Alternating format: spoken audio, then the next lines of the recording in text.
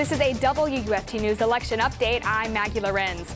Florida is among the many states still in play tonight, with Donald Trump's strong showing in battleground states, as well as in several states thought to be leaning toward Hillary Clinton. The latest numbers from the Florida Division of Elections shows Trump with 49% of the vote to 48% for Clinton. The difference is less than 200,000 votes out of more than 9 million ballots counted. In the Senate race, Marco Rubio declared victory over an hour ago. He's holding steady with about 52% of the vote. Democrat Patrick Murphy has roughly 44%.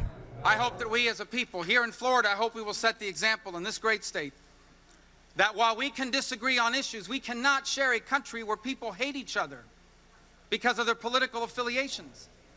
We cannot move forward as a nation if we cannot have enlightened debates about tough issues. You can disagree with someone without hating them. 51% of voters said yes to the confusing solar power amendment, but it will fail to pass because 60% is needed. Medical marijuana came up just short 2 years ago, but this time it is passing, with 71% of Florida voters saying yes.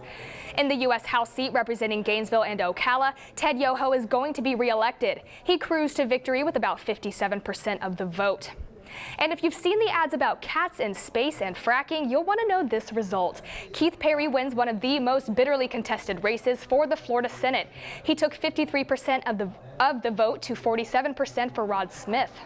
You start working hard and you finish working hard. And, you know, I told everybody that November 8th, 7 p.m., we'd take a breath. And there are a few local races we want to mention, particularly from Alachua County, where the sheriff's race wrapped up and 2 tax proposals were on the ballot. Sadie Darnell had no trouble winning another term as Alachua County sheriff. After a primary victory, she easily won tonight over Jack Jacobs. There were 2 tax measures on the ballot in Alachua County, including the renewal of 1 mill for schools. It easily passed for a third cycle, with 77% of voters saying yes. The percentage has grown each time it's been approved. Thank you. Thank you to the voters for understanding the issues. Thank you for understanding that we want to offer the best education we can to our children, and we appreciate it. And despite some grassroots and business opposition, Alachua County voters approved a local sales tax. It will be in place for several years and collect millions to improve parks and purchase land for conservation. 60% of Alachua County voters said yes to that tax.